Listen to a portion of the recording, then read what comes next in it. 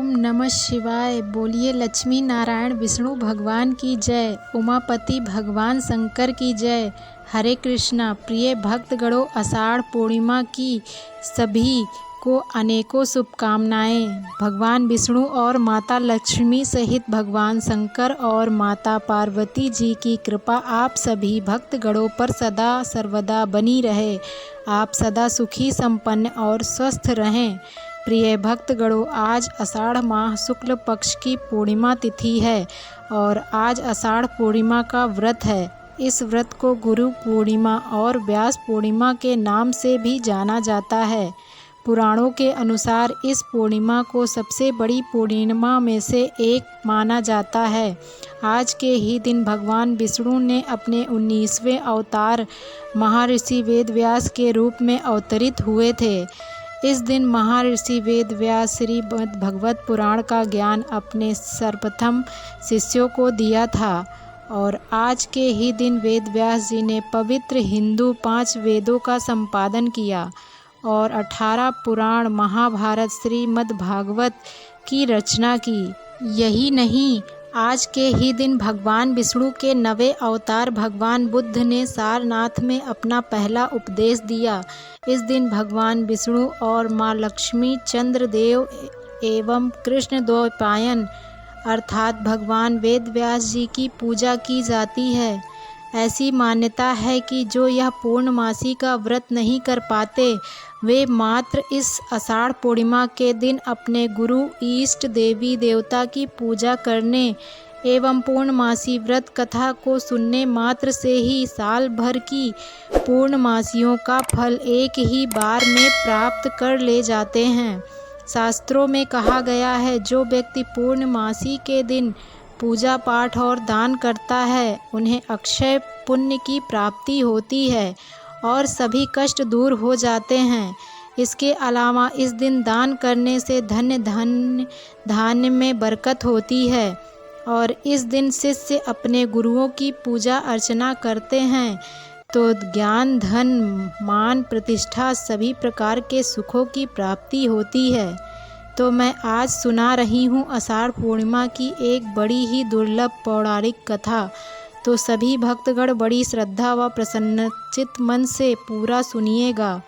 तो भक्तगणों, माता लक्ष्मी की कृपा पाने के लिए कमेंट बॉक्स में जय माँ लक्ष्मी, ओम नमः शिवाय, हरे कृष्णा ज़रूर लिखिएगा। तो आइए भगवान विष्णु और शिव जी का ध्यान करते हुए कथा का रसपान करते हैं। एक बार यशोदा मैया ने कहा, कृष्ण, तुम पूरे संसार के पालन करता हो, आज तुम मुझे कोई ऐसा व्रत कथा बताओ जिससे किसी भी स्त्री को विधवा होने का कष्ट ना भोगना पड़े और इससे मनुष्य की सभी इच्छाएं व मनोकामनाएं पूर्ण हों। तो कृष्ण बोलते हैं, माता, आपने बहुत सुंदर प्रश्न पूछा है। मैं आपको इसके बारे में विस्तार पूर्वक बताता हूँ। सौभाग्य प्राप्ति के लिए महिलाओं को 32 पूर्णमासियों का व्रत करना चाहिए। इससे उसकी सभी मनोकामनाएं पूर्ण होती हैं और वही सौभाग्यवती होने का आशीष मिलता है। अब मैं आपको इससे जुड़ी कथा सुनाता हूँ। हे माता, भूमंडल पर अत्यंत प्रसिद्ध राजा चंद्रहास हुआ करते थे। चंद्रहास से पालित अनेक प्रकार के रत्नों से परिभूत कार्तिका नाम की एक नगरी थी। वहाँ पर धनेश्वर नाम का एक ब्राह्मण था और उसकी स्त्री अति सुशीला रूपवती थी। दोनों ही उस नगरी में बड़े ही खुशी मन से रहते थे। उनके घर में धन धान की कोई कमी नहीं थी, लेकिन उनको एक बहुत बड़ा दुख था, उनके कोई संतान नहीं थी। एक दिन की बात है, उस नगरी में एक बड़ा तपस्वी योगी आया।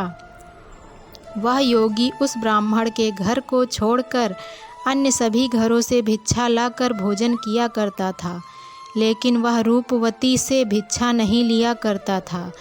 एक दिन वह किसी अन्य घर से भिक्षा मांगकर गंगा के किनारे जाकर प्रेम पूर्वक खा रहा था। तभी धनेश्वर ने योगी को देखा और अपने भिक्षा के अनादर से दुखी होकर योगी से बोला, महात्मन, आप सब घरों में भिक्षा लेते हो, परंतु घर की भिक्षा, मेरे घर की भिक्षा नहीं लेते। इसका क्या कारण है? योगी ने कहा, निसंतान के घर की भिक्षा पतितों के अन्न के तुल्य होती है, और जो पतितों का अन्न खाता है वह भी पतित हो जाता है। चूँकि तुम निसंतान हो, अतः पतित हो जाने के भय से मैं तुम्हारे घर की भिक्षा नहीं लेता। धनेश्वर यह बात सुनकर अपने मन में बहुत दुखी हुआ और हाथ जोड़कर योगी के पैरों पर गिर पड़ा और बड़े आदर से कहने लगा, हे महात्मन, अगर ऐसा ही है तो आप मुझको पुत्र प्राप्ति का उपाय बताइए। आप सर्वज्ञ हैं, मुझ पर कृपा कीजिए। धन की मेरे घर में कोई कमी नहीं, परंतु मैं पुत्र ना होने के कारण अत्यंत दुखी हूँ। आप मेरे इस दर्द का हरण करें। आप सामर्थ्यवान हैं। यह सुनकर योगी कहते हैं, तुम देवी चंडी की आराधना करो। अब क्या था, घर आकर उसने अपनी पत्नी से सब वृत्तांत कहा और स्वयं तप के लिए वन में चला गया। वन में जाकर चंडी देवी की उपासना की और उपवास किया। चंडी देवी ने 16वें दिन उसको दर्शन दिया और कहा, हे धनेश्वर, तुझे पुत्र होगा, परंतु वह 16 वर्ष की आयु में मृत्यु को प्राप्त हो जाएगा। यदि तुम दोनों पति पत्नी 32 पूर्णमासियों का व्रत विधिपूर्वक करोगे तो वह दीर्घायु होगा। जितनी तुम्हारी सामर्थ्य हो उतने आटे के दिए बनाकर शिव जी का पूजन करना और पूर्णमासी का व्रत करना। प्रातःकाल होने पर इसी के समीप तुम्हें एक आम का वृक्ष दिखाई देगा। उस पर चढ़कर एक फल तोड़कर अपने घर तो ले जाना और अपनी स्त्री से कहना सारी बात। जब वह श्री शंकर जी का ध्यान करके उस फल को खा ले, तब वह भगवान शंकर की कृपा से गर्भवती हो जाएगी। वह ब्राह्मण प्रातःकाल उठा। उसने उस स्थान के समीप ही एक आम का वृक्ष देखा, जिस पर एक आम का फल लगा देखा। उसने वह फल तोड़ने के लिए पेड़ पर चढ़ने का प्रयास किया, परंतु वह बार बार असफल हो जा रहा था। तब उसे बहुत चिंता होने लगी।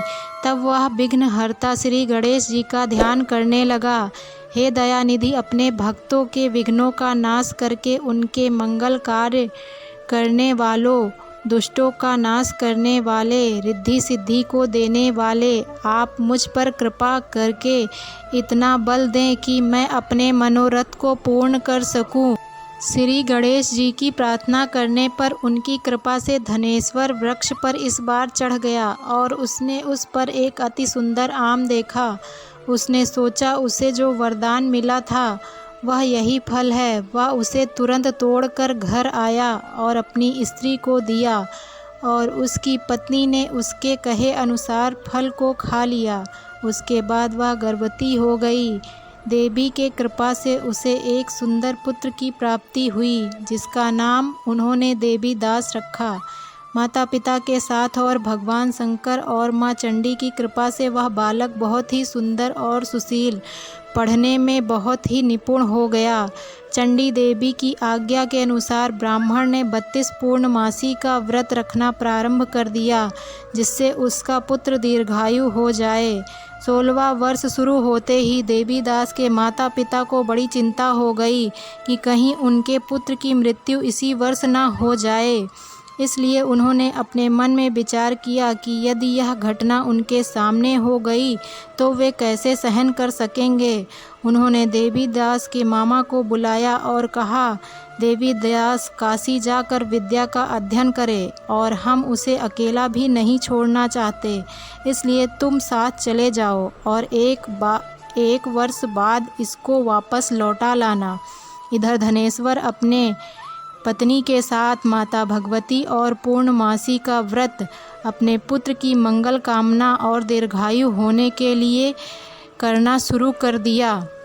इस तरह से उन्होंने 32 पूर्णमासियों का व्रत पूरा किया और धनेश्वर इस तरह से अपने पुत्र के दीर्घायु होने का आशीर्वाद प्राप्त किया। भगवान शंकर और माता पार्वती ने स्वयं प्रकट होकर के उनके पुत्र को दीर्घायु होने का आशीर्वाद दिया। जो स्त्री इस पूर्णमासी का व्रत करती है वह वैधव्य का मुँह नहीं भोगती और सदैव सौभाग्यवती रहती है। यह व्रत संपूर्ण मनोकामना को पूर्ण करने वाला है। हे भोलेनाथ माता पार्वती, जैसे आपने देवीदास को जीवित होने का आशीर्वाद दिया, वैसे ही हे भोलेनाथ माता पार्वती अपने सभी भक्तगणों का कल्याण करना, उन्हें लंबी उम्र का वरदान देना, सुहागिनों का सुहाग अटल रखना। तो भक्तगणों प्रेम से बोलिए जय श्री हरि। ओम नमः शिवाय। ओम जय माता पार्वती। ओम जय गुरु पूर्णिमा। धन्यवाद दोस्तों पूरी कहानी सुनने के लिए।